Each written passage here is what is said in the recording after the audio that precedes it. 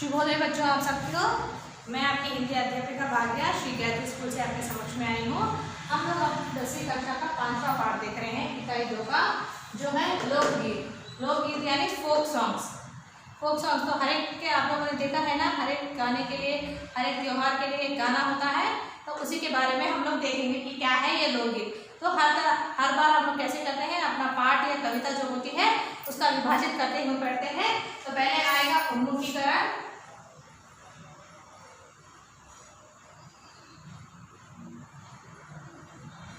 फिर आएंगे प्रश्न, फिर आएगा उद्देश्य,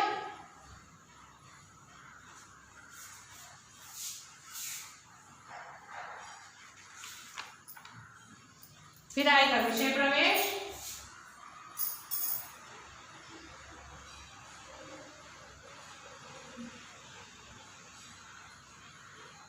पाठ्यपठन,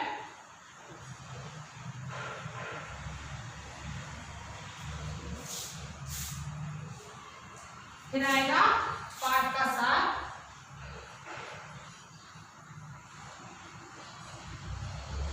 फिर शब्दार्थ,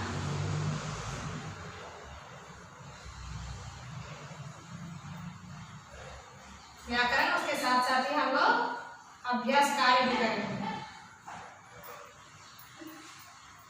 तो पहले आएगा आपका उन्मुखीकरण। तो उन्मुखीकरण में आप लोग देख सकते हैं कि यहाँ पर कुछ पंक्तियाँ दी गई है। मेहंदी है रचने वाली, हाथों में गहरी लाली। मेहंदी है रचने वाली, हाथों में गहरी लाली। कहे सखियाँ अब कलियाँ, कहे सखियाँ अब कलियाँ, हाथों में खिलने वाली, हाथों में खिलने वाली है। तेरे मन को जीवन को, तेरे मन को जीवन को, नई खुशियाँ मिलने वाली हैं। मेहंदी है रचने वाली, हाथों में गहरी लाली। कहे सखियाँ अब कलियाँ, हाथों में खिलने वाली हैं। तेरे मन को जीवन को, नई खुशियाँ मिलने वाली हैं। तो ये उन्मुखीकरण में कुछ पंक्तियाँ हैं। अब उनके प्रश्न देखेंगे। हाथों में क्या रचने वाली है? हाथों में मेहंदी रचने वाली है। इस तरह के गीतों को क्या कहा जाता है? इस तरह के गीतों को लोकगीत कहा जाता है। यानी मेहंदी लगाते हुए, खेतों में फसल काटते हुए ऐसे गीत गाते हैं। किन किन संदर्भों पर लोकगीत गाए जाते हैं? त्योहारों और विशेष अवसरों पर ही ये लोकगीत गाए जाते हैं। तो इसका उद्देश्य क्या है? इसका उद्देश्य है, इस पाठ का उद्देश्य है कि बच्चों को निबंध, यानी लोकगीत एक निबंध है, निबंध लेखन की प्रेरणा देते हुए ये लोकगीत का प्रेरित करते हुए ये उद्देश्य बता रहे हैं हमें लेखक। तो इसमें लेखक परिचय में देखेंगे हम लोग कि लेखक है यहाँ पर।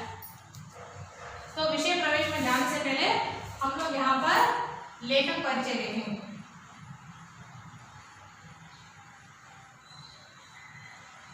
उद्देश्य बात देखेंगे हम लोग लेखक परिचय। तो इसके लेखक श्री भगवत चरण उपाध्याय जी हैं। इसके लेखक कौन है बेटा? इसके लेखक हैं भगवत चरण उपाध्याय जी।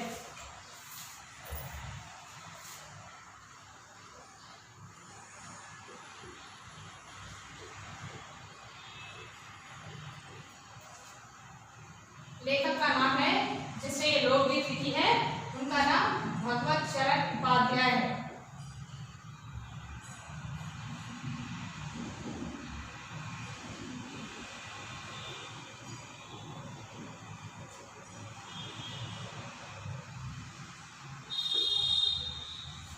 भगवत चरण उपाध्याय जी है, जिनका जन्म 1910 में हुआ था। जिनका जन्म 1910 में हुआ है। और इनकी कहानियों को क्या है, इन्होंने कहानियाँ, कविता और रिपोर्टाज, निबंध, बाल साहित्य, बहुत सारे ऐसे विशेष लिखे हैं इन्होंने। तो इनकी विश्व साहित्य की रूपरेखा कालिदास का भारत, टूटा आम, गंगा गोदावरी आदि इनकी प्रसिद्ध रचनाएं हैं। तो इनकी प्रसिद्ध रचनाएं कौन सी हैं बेटा? कालिदास का भारत,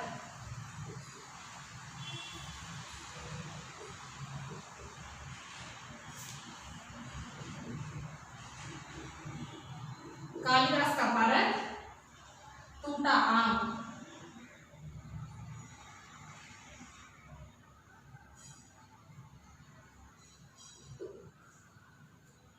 गंगा गोदावरी।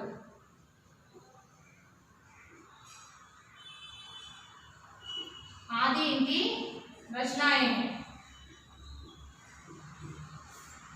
तो इस लेख को जिसने लिखा है उनका नाम है भगवत शरण उपाध्याय जी, जिनका जन्म 1910 में हुआ था। उनकी रचनाएं हैं कालिदास का भारत, टूटा आम, गंगा गोदावरी और आदि। तो इनकी रचनाएं ये बहुत ही प्रसिद्ध है। इन्होंने कहानी, कविता और रिपोर्टाज और निबंध और बाल साहित्य भी लिखे। तो इन्होंने हमारे लिए ये जो लोकगीत है वो लिखा है देखने के लिए, बच्चों को प्रेरणा देने के लिए कि निबंध लेखन में लोकगीत कैसे लिखा जाता है और उसकी प्रेरणा क्या है और उसका संबंध क्या है हमारे जीवन से।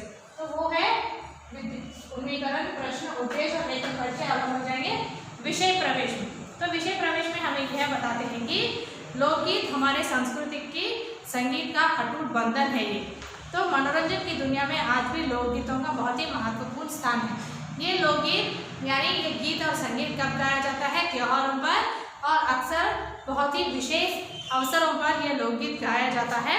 तो ये लोकगीत भी एक भारतीय लोकगीत का वर्णन हो रहा है, बहुत ही सुंदर ढंग से किया है इन्होंने बहुत सारे लोकगीतों का इसमें। तो देखेंगे कि हमारे पाठ में और क्या क्या है। हम लोग पाठ्य पठन के साथ साथ ही पाठ का सार भी देखते हुए जाएंगे।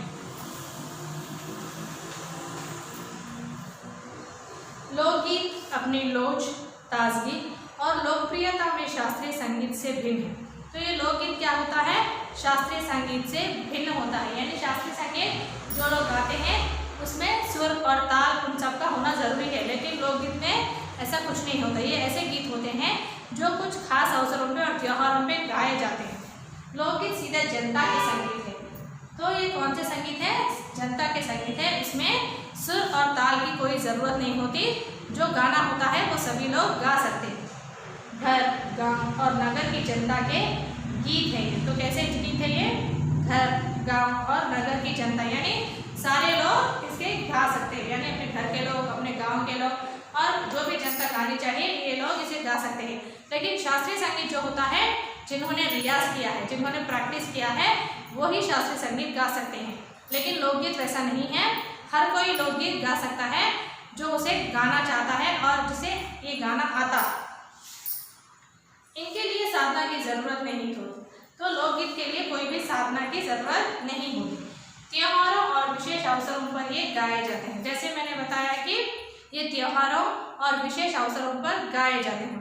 सदा से ये गाए जाते रहे हैं और इनके रचने वाले भी अधिकतर गांव के लोग ही हैं। तो क्या होता है, ये बहुत ही सदियों से यानी पीढ़ियों से अपने दादा परदादा, दादा दादी, उन पीढ़ियों से ये लोकगीत गाते हुए जा रहे हैं और खुद ये लोग ही इन लोकगीतों की रचना करते हैं। तो ये लोग ही गाते हैं और ये लोग ही खुद लिखते हैं। स्त्रियों ने भी इनकी रचना में विशेष भाग लिया है। तो स्त्री यानी औरतें भी ये रचना यानी औरतें भी ये गीत लिखती हैं और गाती हैं। ये गीत बाजों की मदद के बिना ही या साधारण ढोलक, झांझ, करताल, बांसुरी आदि की मदद से गाए जाते हैं। तो कैसे गाए जाते हैं?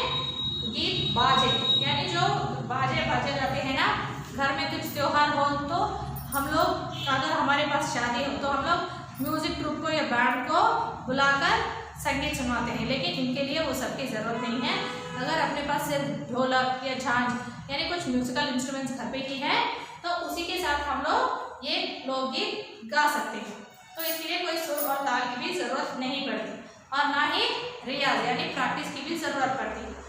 एक ने गाया और सभी ने उसके साथ गाना शुरू कर दिया तो वही लोकगीत बन जाता है। एक समय था जब शास्त्रीय गीत के सामने इनको एक समझा जाता था। तो इन्हें जो शास्त्रीय संगीत था यानी ट्रेडिशनल म्यूजिक जो था उसके सामने ये लोकगीतों को ये तो बहुत ही नीचे है यानी बहुत ही कम है ऐसा समझकर समझते थे। अब हाल तक इनकी बड़ी उपेक्षा की जाती है, पर इधर साधारण जनता की ओर जो लोगों की नज़र फिरी है तो साहित्य और कला के क्षेत्र में ही परिवर्तन हुआ है। तो अब सबका नज़रिया बदल चुका है। सब लोग शास्त्रीय संगीत से ज़्यादा इस लोकगीतों की भी सराहना करने लगे हैं और इसकी अपेक्षा शास्त्रीय संगीत को भी समान मानने लगे हैं। शास्त्रीय संगीत और लोकगीत दोनों समान ही मानने लगे हैं और अपने साहित्य कला में ही सभी लोगों का परिवर्तन जैसा आया है, साहित्य कला में भी परिवर्तन आया है। अनेक लोगों ने विविध बोलियों के लोक साहित्य और लोकगीतों के संग्रह पर कमर बांधी है और इस प्रकार के अन्य संग्रह अब तक प्रकाशित हो गए हैं। तो क्या हुआ है, बहुत सारे लोगों ने अपनी अपनी बोलियों में इन लोक साहित्य और लोकगीतों पर लिखा है और उन्हें गाया है और सभी ने इस प्रकार के अनेक संग्रह भी प्रकाशित यानी बुक भी पब्लिश हो चुके हैं इन लोकगीतों के। लोकगीतों के कई प्रकार हैं, इनका एक प्रकार तो बड़ा ही ओजस्वी और सजीव है। तो लोकगीत तो बहुत ही प्रकार के हैं यानी कई टाइप्स के हैं। तो इसमें एक है जो बड़ा ही ओजस्वी और सजीव है यानी बहुत ही टिपिकल है। यह एक देश के आदिवासियों का संगीत है। तो ये किसका संगीत है, आदिवासी लोग जो जंगल में रहते थे वो उनका ही एक संगीत है। मध्य प्रदेश, दक्कन, छोटा नागपुर में गोंडखांड, भील संस्थान आदि फैले हुए हैं। तो जो मध्य प्रदेश के जंगल है वहाँ पर दक्कन में और छोटा नागपुर के उसमें जगह में जंगलों में गोंडखांड, भील संस्थान के लोग फैले हुए हैं। इनके गीत और नाच अधिकतर साथ साथ और बड़े बड़े दलों में गाए और नाचे जाते हैं। तो इनका लोकगीत कैसा होता है, अधिकतर वो सभी लोग साथ साथ मिलकर गाते हैं और बड़े बड़े ही झुंडों में गाया जाता है। अब 20-20, 30-30 आदमियों और औरतों के दल एक साथ या एक दूसरे के जवाब में गाते हैं। दिशाएं गूंज उठती है। तो कैसे गाते हैं वो लोग, 20-20 लोग, 30-30 लोग औरतें दल मिलकर एक साथ गाती हैं और जिससे पूरी दिशाएं भी गूंज उठते रहती हैं, एक से एक ज़्यादा सुर मिलाकर गाते ही रहते हैं। इनकी भाषा के संबंध में कहा जा चुका है कि ये सभी लोकगीत गांव और इलाकों की बोलियों में गाए जाते हैं।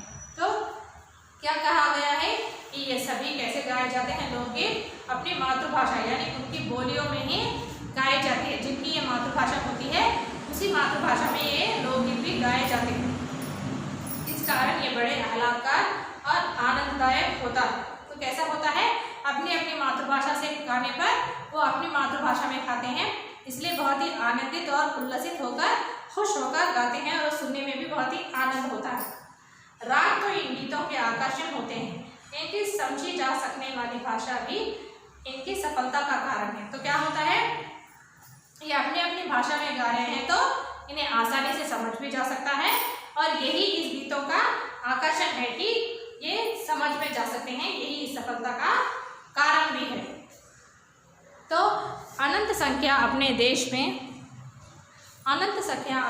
में स्त्रियों के गीतों की है। तो क्या है, ज़्यादातर स्त्रियां यानी औरतें ही ये लोकगीत गाती हैं। तो ये गीत भी लोकगीत हैं पर अधिकतर इन्हें औरतें ही गाती हैं। तो ये लोकगीत भी ज़्यादातर औरतें ही गाती हैं।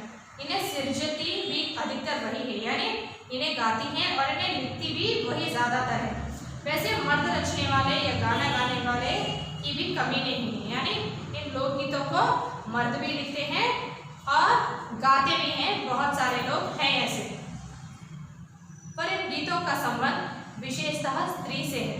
तो इनका संबंध ज़्यादातर स्त्रियों से है और स्त्रियां ही इन्हें लिखती हैं और गाती ज़्यादा संख्या में है। इस दृष्टि से भारत इस दिशा के सभी देशों से भिन्न है, क्योंकि संसार के अन्य देशों में स्त्रियों को अपने गीत मर्दों या जन गीतों से अलग और भिन्न नहीं है, मिले जुले ही हैं। तो इन देशों में देखने से भारत बहुत ही भिन्न है हमारा भारत, क्योंकि यहाँ पर जो है स्त्रियों को पुरुषों के जो गाने गाए जाते हैं लोकगीत, उन्हीं के साथ मिलजुल कर गाने का अवसर मिलता है। वो उन्हीं के साथ मिली हुई रहती हैं, गाने कुछ अलग और नहीं रहते। एक विशेष बात यह है कि नारियों के गाने साधारणतः अकेले नहीं गाए जाते, दल बांधकर गाए जाते हैं। तो विशेषतः जो ये नारियां यानी स्त्रियां जो गाना गाती हैं वो एक नहीं गाती, बल्कि एक समूह यानी एकजुट बनकर वो गाना गाती है। अनेक कंठ एक साथ फूटते हैं, तो बहुत सारे गले में से आवाज़ निकलती है और गाने निकलते हैं। तो एक साथ मिलकर वो गाने गाते हैं। यद्यपि अधिकतर उनमें मेल नहीं होते, फिर भी त्योहारों और शुभ अवसरों पर वे बहुत ही भले गाते लगते हैं। तो क्या होता है, सभी की आवाज़ तो मधुर और सुरीली नहीं होती, पर भी वो एक दूसरे से मिलजुल कर गाते ही रहते हैं, जो त्योहारों और विशेष अवसरों पर एक साथ जुट जाते हैं। गांव और नगरों में गायिकाएं भी होती हैं। क्या होता है, हम लोग देख रहे हैं ना आजकल गांव में और गायिकाएं शहरों में क्या होता है, ऑर्केस्ट्रास होता है। तो ऑर्केस्ट्रास में सिंगर्स होते हैं ना, वैसे ही यहाँ पर भी गायिका होती हैं जो विवाह, जन्म आदि के अवसरों पर गाने के लिए बुलाए जाते हैं। तो वही बता रही थी कि ऑर्केस्ट्रास होते हैं जो बुलाए जाते हैं गाने के लिए विशेष अवसरों में, जैसे विवाह यानी मैरिजेस पे, बर्थडे फंक्शंस पे। सभी ऋतुओं में स्त्रियां उल्लसित होकर दल बनाकर गाती हैं। तो क्या करती हैं, ये दल बनाकर यानी ग्रुप में बहुत ही खुशी से हर एक ऋतु में यानी हर एक मौसम में ये दल बनाकर गाती ही रहती हैं, बहुत ही प्रसन्न होकर।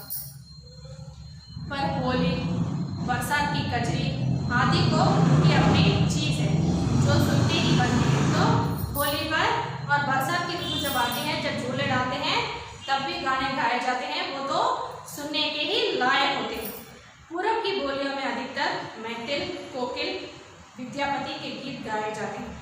तो पूरब यानी ईस्ट साइड के जो लोग होते हैं ना, उनमें ज़्यादातर उनकी बोलियां कौन सी हैं कि मैथिल और कोकिल, विद्यापति के ज़्यादातर के गीत होते हैं, वो ईस्ट फेस वाले लोगों के इसमें। और सारे देश के कश्मीर से कन्याकुमारी तक और काठियावाड़, गुजरात, राजस्थान से उड़ीसा, आंध्र तक अपने अपने विद्यापति हैं। तो सभी लोग ऊपर कश्मीर से नीचे कन्याकुमारी तक, यहाँ पर गुजरात और राजस्थान से आंध्र प्रदेश तक सभी लोग अपनी अपनी भाषाओं में गीत गाने के लिए सभी लोग ही मशहूर हैं। स्त्रियां ढोलक की मदद से गाती हैं। अधिकतर उनके गाने के साथ नाच का भी टूट होता है। तो क्या होता है, स्त्रियां ज़्यादातर यानी नारियां अधिकतर ढोलक के साथ गाती ही रहती हैं। आप लोगों ने दंगल मूवी में देखा होगा, दंगल मूवी में जब वो बच्चे जाते हैं गीता बबीता अपने दोस्त के शादी में, तो वहाँ पर औरतें गाते ही रहती हैं ना। तो वैसे ही जब वो गाते रहती हैं तो ढोल भी बजते हैं और वो लोग नाचते हुए भी गाते हैं। गुजरात का एक प्रकार का दलीय गाना गरबा है, जिसे विशेष विधि से घेरे में घूमकर औरतें गाती हैं। तो गुजरात में एक विशेष प्रकार का नाच है और गाना गाया जाता है गरबा, और नाचते भी हैं, जिसे सभी लोग घूम कर घेरे में गाते और नाचते हैं। साथ ही लड़कियां भी बजाती जाती हैं जो बाजे का काम करती हैं। तो क्या करते हैं, लड़कियां बजाती भी जाती हैं और औरतें नाचती ही जाती हैं और घेरों में घूमते ही जाते हैं। इसमें नाच गान साथ साथ चलते हैं। तो इस गरबा डांस में सभी लोग, आप लोगों ने देखा होगा, यहाँ शहरों में भी डांडिया डांस और गरबा डांस होता है और ऑर्गेनाइज भी किया जाता है नवरात्रि के उत्सव के समय। तो वैसे गरबा डांस गुजराती में मनाया जाता है। वहाँ पर लड़कियाँ नाचती हैं, गाती हैं और औरतें भी घूम कर घेरों में गाती ही और नाचती ही रहती हैं। वस्तुतः ये नाच ही है, सभी प्रांतों में यह लोकप्रिय हो चला है। तो अभी मैंने बताया है कि कैसे लोकप्रिय हो चला है गरबा का डांस हर जगह। इसी प्रकार होली के अवसर पर ब्रज में रसिया चलता है। तो होली पर हम लोग क्या करते हैं, होली खेलते हैं, लेकिन ब्रज है जहाँ पर कृष्ण जी रहते हैं, वहाँ पर रसिया डांस चलता है, जिसे दल के दल लोग गाते हैं, स्त्रियाँ विशेष तौर पर। तो वहाँ पर स्त्रियाँ गाते हुए नाचते रहती है। ब्रज में होली के उत्सव पर रासिया डांस चलते ही रहता है और वे लोग नाचते और गाते ही रहते हैं। गांव के गीतों में वास्तव में अनंत प्रकार है। तो गांव के जो गीत होते हैं वो भिन्न होते हैं, यानी वो म्यूजिकल सॉन्ग्स या मूवी सॉन्ग्स नहीं रहते, वो लोकगीत होते हैं जो हर एक गाँव में अपने अपनी मातृभाषा में गाते हैं और हर एक त्यौहार और हर एक अवसर पर वो अलग अलग और भिन्न होते हैं और बहुत प्रकार के होते हैं। जीवन जहाँ इतला इतला कर लहराता है, वह भला आनंद के स्रोतों की कमी हो सकती है। तो जहाँ पर जीवन में हम लोग खुशी खुशी होकर हर एक अवसर को खुशी मनाते हुए देखते हैं और प्रस्तुत करते हैं, तो वहाँ पर आनंद की कमी कभी हो सकती है क्या? उत्तम जीवन के ही वहाँ के अनंत संख्या गाने के प्रतीक हैं। तो जैसे हमारे जीवन में बहुत सारे त्योहारें होती हैं, अवसरें होती हैं, जैसे विवाह का अवसर, जन्म का अवसर, जन्मदिन का अवसर, गृह प्रवेश का अवसर, जैसे बहुत सारे अवसर होते हैं। तो हर एक अवसर में एक एक लोकगीत गाया जाता है गाँव में। शहरों में तो अब ये नहीं है। अगर हमारे पास कोई फंक्शन है, कुछ है, तो हम लोग ऑर्केस्ट्रा लोगों को बुलाते हैं और वो लोग गाते हैं, लेकिन गाँव में वो लोग ही झूठ बनाकर गाते हैं और वही रचते हैं गाने। तो हर एक प्रकार के गाने वहाँ पर गाए जाते हैं, जिस प्रकार का भी अवसर हो या त्योहार हो उस प्रकार का वो लोग गाते ही रहते हैं।